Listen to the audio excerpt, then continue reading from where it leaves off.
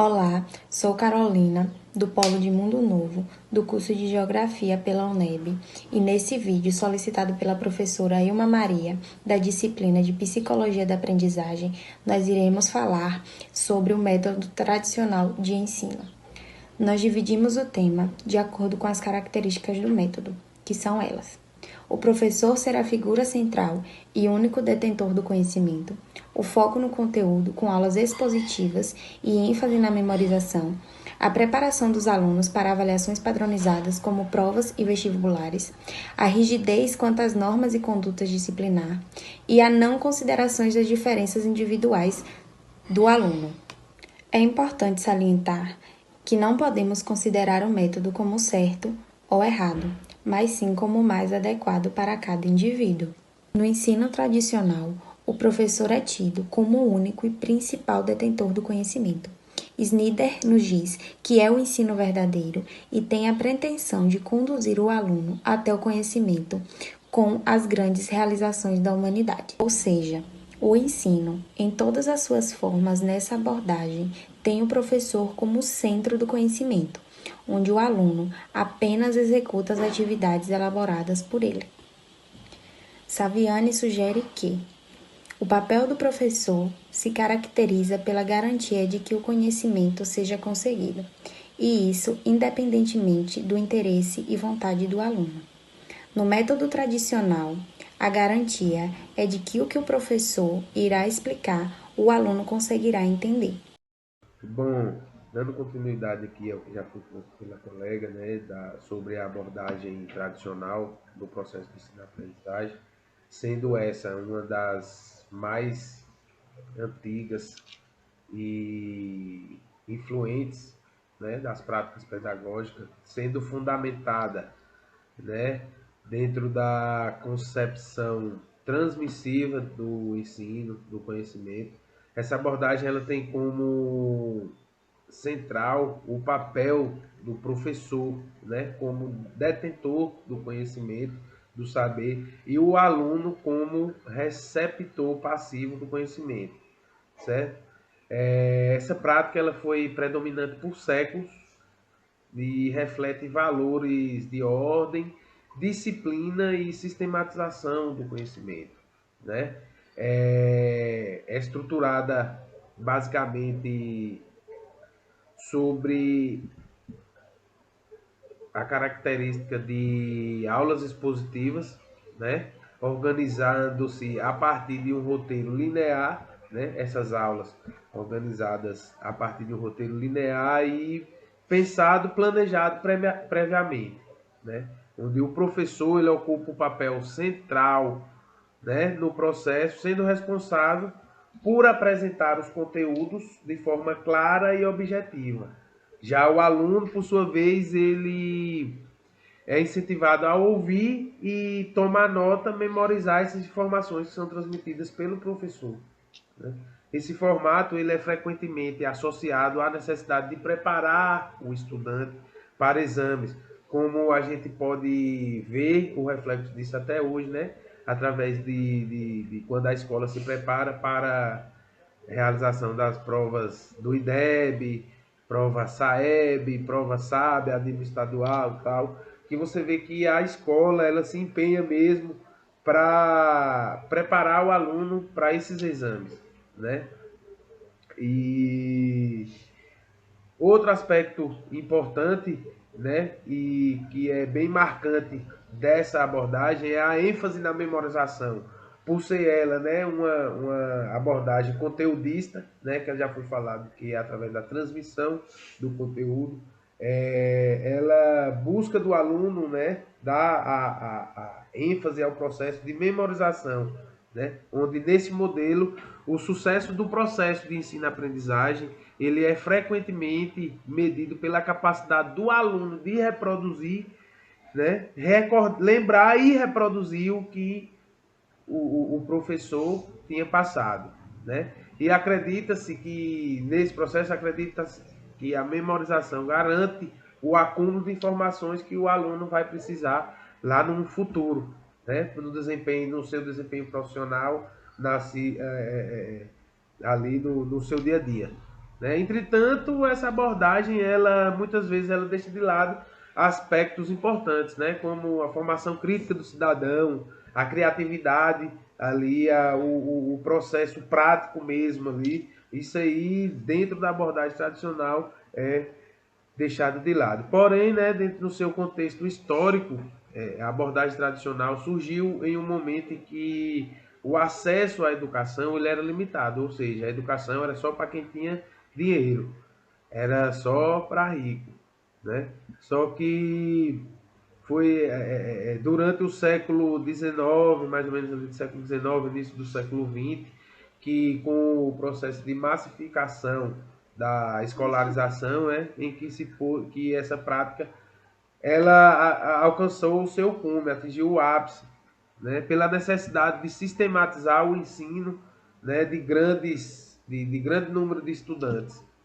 Foi basicamente por isso. Contudo, as demandas sociais já não eram as mesmas, né? A sociedade mudou, então as suas demandas já eram outras. Então, esse processo, abordagem, ela começou a ser criticada, porque ela só, né, enchia o cidadão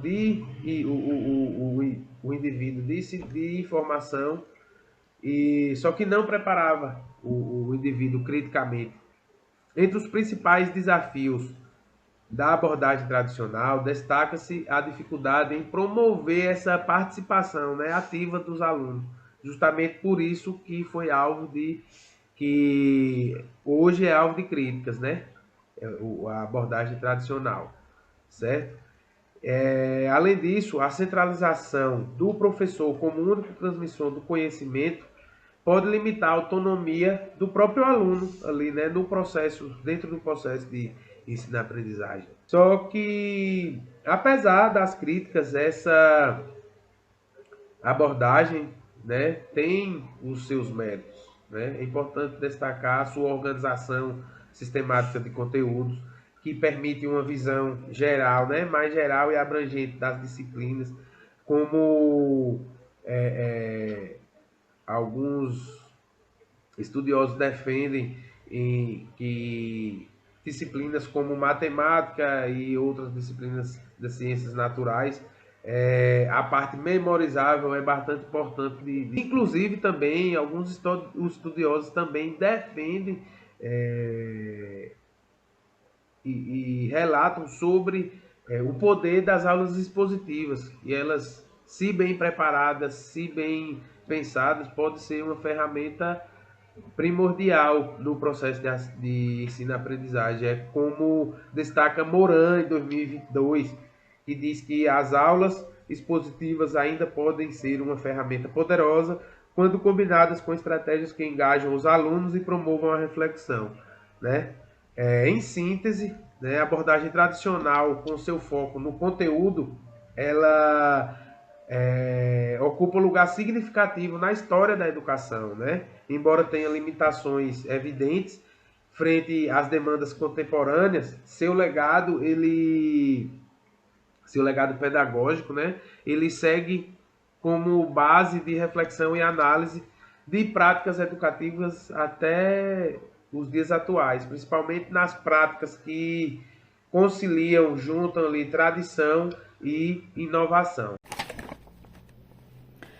No método de abordagem tradicional, a escola ela é o lugar ideal onde a educação deve ser realizada, organizada e, de fato, tem suas regras específicas. O aluno, ele passa a ser visto como uma folha em branco, onde o conhecimento ele é escrito pelo docente. Todo o processo de ensino-aprendizagem ele fica centralizado no professor. Nesse modelo, o professor é a figura que se faz forte, né, no qual o conhecimento ele é repassado do professor para o estudante. O aluno ele se percebe aí com uma posição, né, inferior ao conhecimento, também ao professor. Nessa abordagem tradicional, o professor é alguém visto como autoritário, né? Ele detém o saber, mas ele também é uma autoridade. Os conteúdos são baseados em documentos legais, selecionados a partir da cultura universal, acumulados pela humanidade. Nesse modelo, o aluno ele está na escola para aprender, ser obediente e disciplinado. Predominam as aulas expositivas, com exercício de fixação, leituras, cópias, com preparação, né, para as avaliações padronizadas. Eu me lembro, em conversas com minha avó, professora aposentada do estado, e ela me passava, né, em conversas, ela me passava algumas informações, né, a respeito daquele processo naquele período.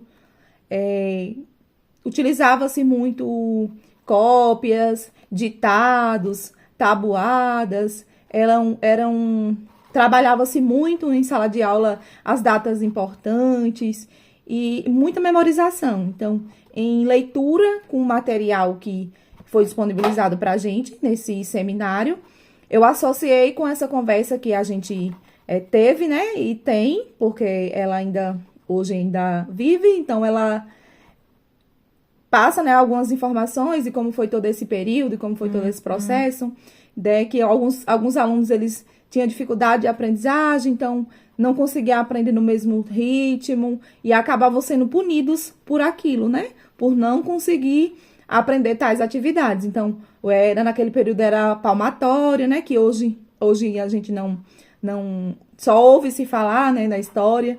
Então, eu pude associar a realidade que ela vivenciou naquele período de um ensino bem tradicional.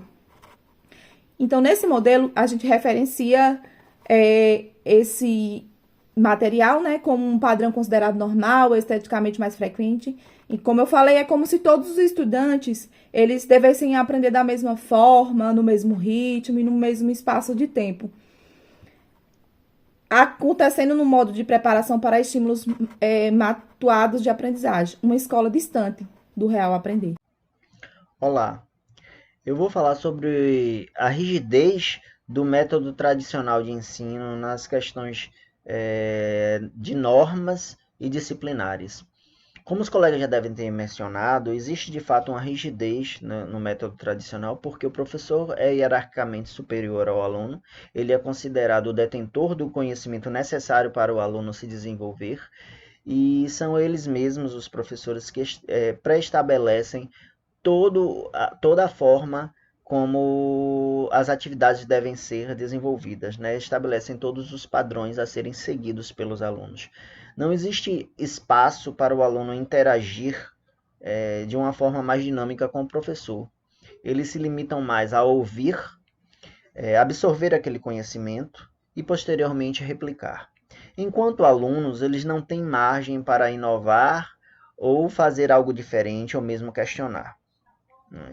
Quando eu digo questionar, estou me referindo a questionar as normas estabelecidas pelos professores, o método que o professor está usando, aquilo que o professor está querendo que eles façam.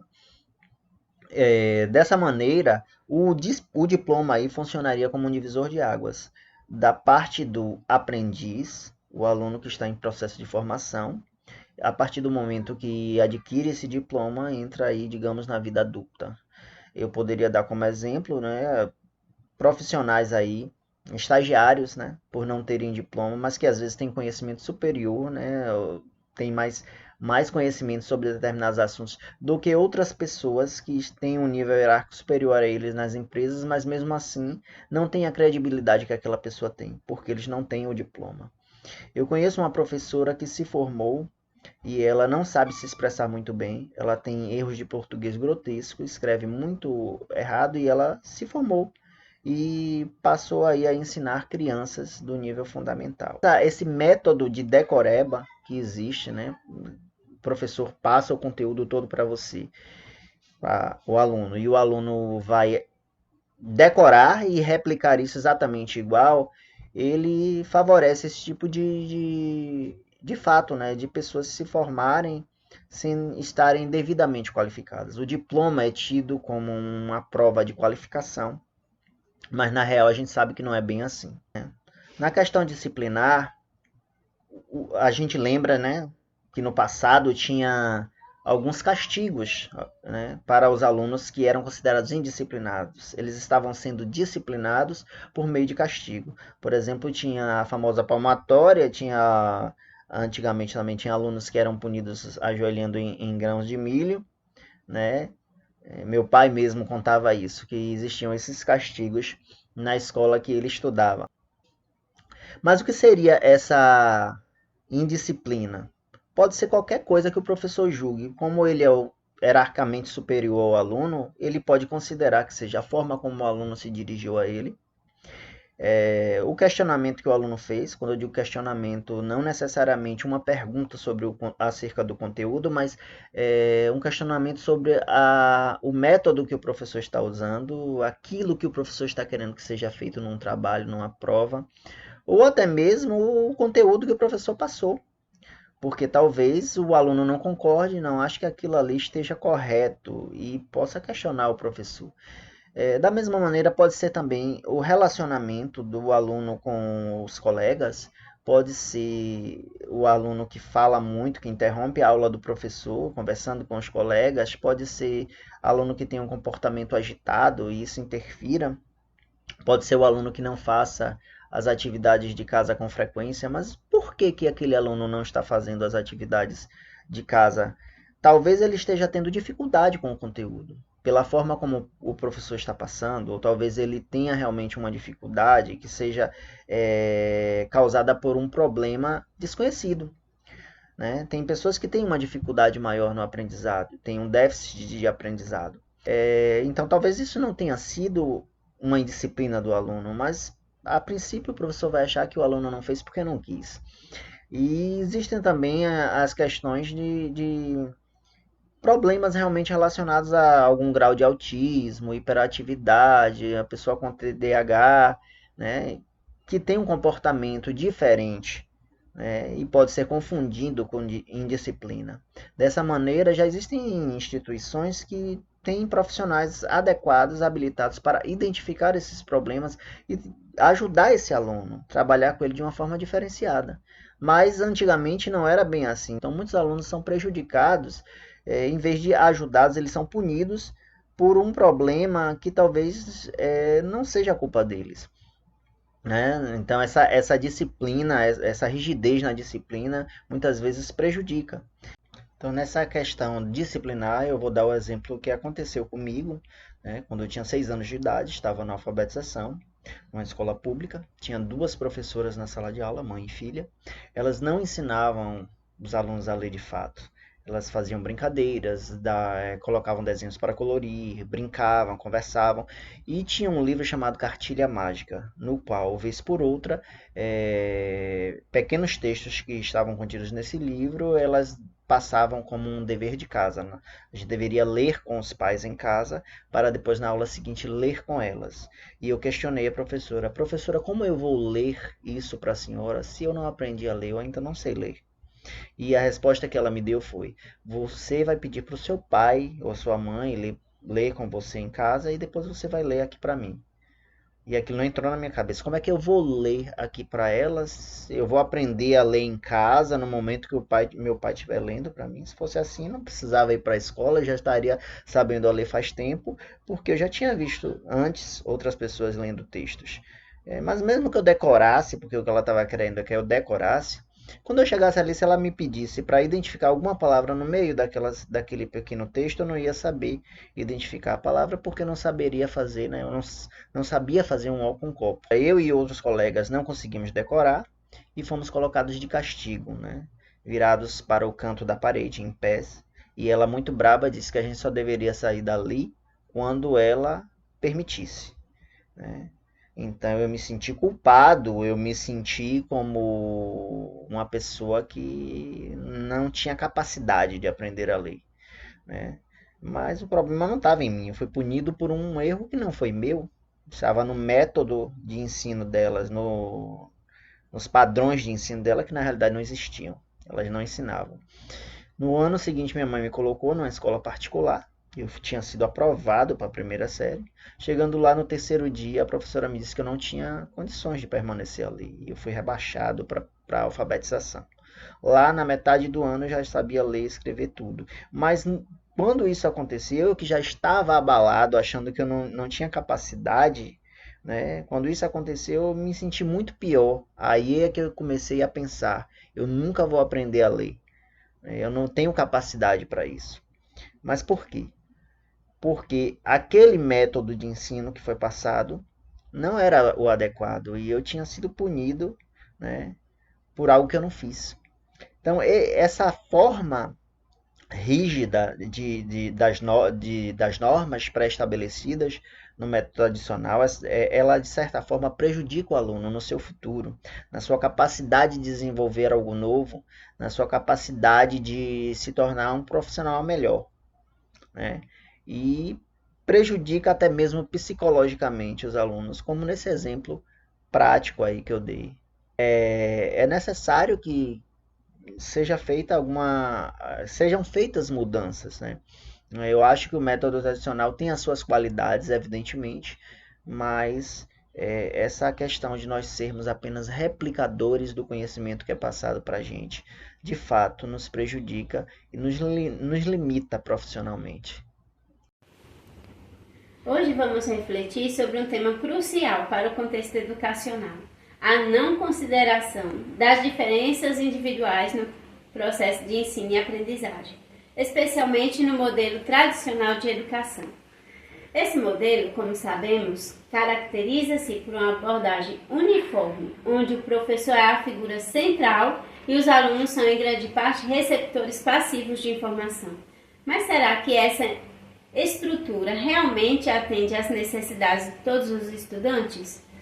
Primeiramente, a desigualdade no aprendizado. É impossível ignorar que cada aluno tem um ritmo, estilo e necessidades específicas. Um método expositivo, por exemplo, pode ser eficaz para alguns, mas para outros, com estilos mais práticos, sinestésicos ou visuais, pode ser uma barreira. Isso cria lacunas no aprendizado, deixando para trás aqueles que não se encaixam no padrão. Além disso, a falta de engajamento é outra consequência evidente. Quando as aulas não dialogam com as particularidades dos estudantes, muitos perdem o interesse, o que reflete diretamente na sua motivação e participação. O ponto ainda fica mais preocupante é a negligência em relação aos alunos com necessidades especiais. Transtornos como dislexia, TDAH são frequentes, ignorados em um sistema que insiste em ensinar todos de uma maneira uniforme, dificultando a inclusão e o aprendizado efetivo desses estudantes. Por fim, o desenvolvimento limitado de habilidades, o foco exclusivo em memorização, reprodução de informações. Isso tudo acaba inibindo o desenvolvimento de competências fundamentais para o século XXI, como pensamento crítico, criatividade, resolução de problemas. Isso demonstra como o modelo tradicional, além de excludente, é insuficiente para preparar os alunos para os desafios contemporâneos. Portanto, superar essas limitações exige práticas pedagógicas inclusivas e diversificadas, a personalização do ensino, a aplicação de metodologias ativas, como a sala de aula invertida, a valorização de estratégias como a aprendizagem baseada em projetos, são caminhos fundamentais. Essas abordagens não só apenas respeitam as diferenças individuais, mas também promovem um ambiente onde todos têm oportunidade real de aprender e desenvolver o seu máximo potencial. A educação precisa evoluir para ser, de fato, um espaço de equidade e desenvolvimento humano. Muito obrigada.